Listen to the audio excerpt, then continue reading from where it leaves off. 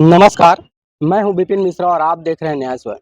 रायगढ़ में उद्योगों की भरमार है और उद्योगों से प्रताड़ित हर कोई व्यक्ति परेशान है और कहीं न कहीं जीने के लाले पड़ चुके हैं। ऐसा ही एक मामला कोरबा वेस्ट और वर्तमान में अडानी पावर का देखने को मिल रहा है, जहां बड़े भंडार के एक व्यक्ति हैं, इनकी ज़मीन इनके अंतर्गत गई थी और उसके बदले इन्हें पुनर्वास के तहत इन्हें रोजगार दिया गया था। लेकिन इन्हें चोरी के आरोप में फैक्ट्री से बाहर कर दिया गया है। ना तो इनके खिलाफ कोई एफआईआर है, ना ही कोई शिकायत है। हम जानते हैं पीड़ित से कि आखिर इनका मामला क्या है।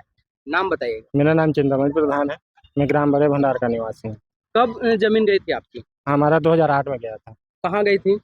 KWPCL में गया था। है ना? जी। और वर्तमान में अब क्या बोल रहे हैं? वर्तमान में मैं नौकरी के लिए चाह रहा था, जो कि राधे श्याम राठौर बोला गया था कि आवेदक को नौकरी दिया जाए, तो कंपनी प्रबंधक द्वारा लिखवा के लिया गया कि आवेदक को नौकरी देंगे बोल के, परंतु आज तक मेरे को नौकरी नहीं दिया जा रहा है तथा कलेक्टर जनरल दर्शन माध्यम से 3-4 बार आवेदन लगा चुका, उसमें कोई निराकरण नहीं किया गया।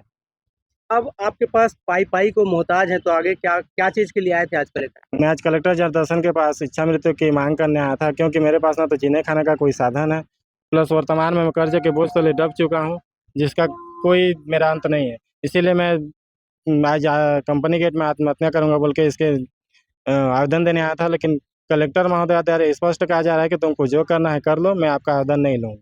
क्या प्रतीत हो रहा है ऐसे में? ऐसे में ही प्रतीत होता है कि शासन प्रशासन सब मिल गए हैं और उल्टा आवेदक को ही चमका रहे हैं। यहाँ गरीब आदमी का कोई सुनवाई नहीं आया है। अब आवेदक की कभी भी कंपनी गेट के पास कुछ भी अनुचित कदम उठा सकता है, जिसकी जिम्मेदारी स्वयं रायगढ़ कलेक्टर एवं शासन प्रशासन होगा।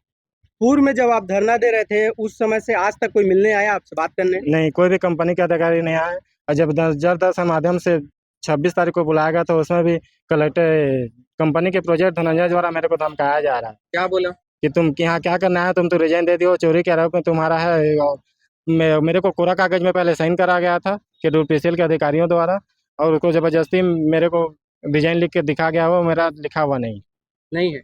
जी। पूर्व में थाने में शिकायत कोई हुई है? नहीं, कोई शिकायत नहीं, कोई FIR कुछ भी नहीं है कभी। अब क्या कहेंगे, क्या संदेश देना चाहते हैं कि ऐसे कंपनी वाले लोग ऐसी भोली भाली जनता की जमीन को हड़प लेते हैं, बाद में उनको रोजगार देते हैं, लेकिन चंद दिनों बाद उन्हें 9-2-11 भगा देते हैं? मैं क्या हमारे जैसे बहुत सारे आदमी हैं जिसको कंपनी कॉन्ट्रैक्ट के माध्यम से नौकरी दिया जा रहा है, तथा 2-4 महीने कराकर उनको हटा दिया जाता है। मेरे जैसे बहुत पीड़ित हैं, तथा और भी भविष्य में इस तरह की घटना हो सकती है। मैं शासन प्रशासन कहना चाहता हूँ कि मुझे न्याय मिले, या तो मैं कंपनी के गेट में अगले 3-4 दिन के अंदर सुसाइड कर सकता हूँ। उमेश पटेल के पास गए थे, क्या हुआ? उनके द्वारा भी कहा गया कि आवेदक को चोरी किया गया है बोल के, वो कंपनी के खिलाफ कंपनी का ही सपोर्ट किया गया। उनके कुछ कंपनी KWPCL के मेरे खिलाफ जाके उमेश पटेल को भी उल्टा सीधा भड़काया गया। तो क्या बोले पटेल जी, क्या बोले? पटेल जी बोले कि इनको तू स्वयं नौकरी से हट जा, नहीं तो तुम्हारे खिलाफ FIR करवा दूंगा, उल्टा खुद बोले। अच्छा, ये वर्डिंग था नंद कुमार पटेल हाँ के जी, बेटे उमेश पटेल का? जी। उन्होंने खुद उनके द्वारा खुद लिखा गया एक आवेदन भी मेरे पास है। जी। तो ये ग्रामीण थे जो वास्तव में पीड़ित हैं, और धन्य है ऐसे विधायक। कहते हैं खरसिया विधानसभा के अंदर छोटे भंडार और बड़े भंडार आता है।